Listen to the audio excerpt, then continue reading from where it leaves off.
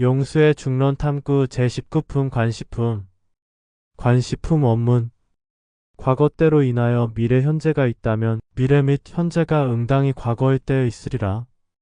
과거의 때 중에 미래 현재가 없다면 미래 현재의 때가 어떻게 과거로 인한다고 하겠는가? 때가 머무는 것은 가히 얻을 수 없고 때가 가는 것도 얻을 수 없고 때가 가히 얻을 수 없다면 어찌 때의 상을 말하겠는가? 물로 인한 까닭으로 때가 있는데 물을 떠나면 어찌 때가 있으리요? 물은 오히려 있는 바가 없으니 어찌 때에 들어맞겠는가? 원문 끝. 용수보살의 중론에서 19번째로 나오는 주제는 관시품으로 시간에 대한 이치에 대해 비추어보고 관찰하는 대목이다.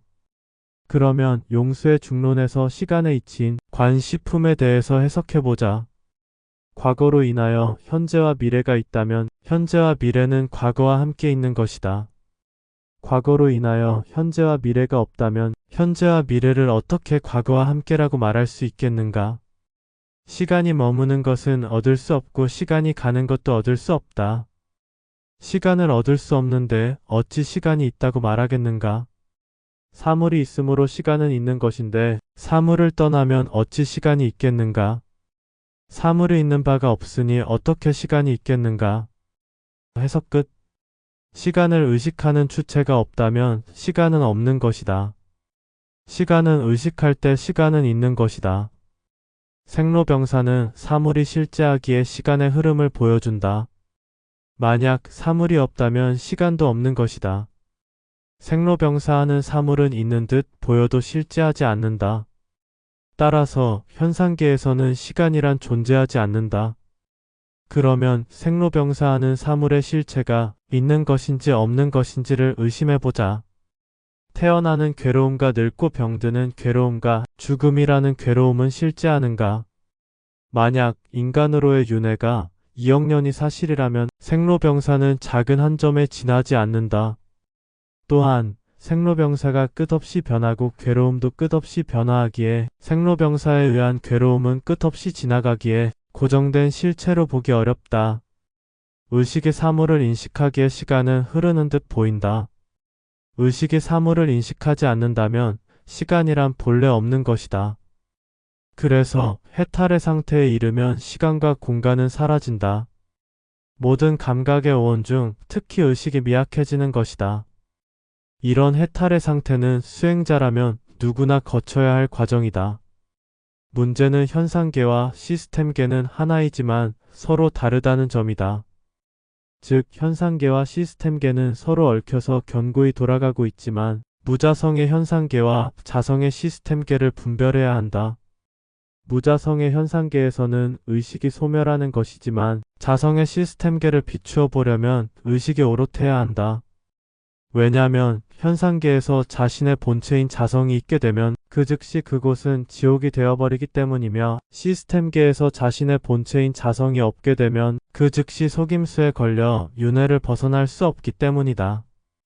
따라서 현상계를 자성으로 보아서는 안 되며 시스템계를 무자성으로 보아서는 안 된다.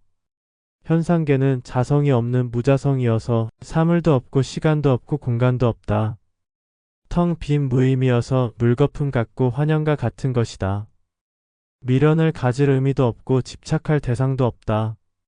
묵묵히 수행자의 길을 가며 현상계를 의심하고 관찰할 뿐이다. 오구감도 없고 만든 자도 만들어진 자도 없다. 자신의 본체란 없는 것인데 무엇이 원인과 결과를 만들겠는가? 열반이 달리 있는 것이 아니라 현상계 자체가 열반이다. 아니 열반이라고 할 만한 것도 없다. 반면 시스템계는 자신의 본체인 자성이란 있는 것이어서 나와 너가 있으며 생로병사가 있고 인과에 얽힌 윤회가 있다. 인과에 얽힌 윤회의 주체는 자신의 본체인 자성이다.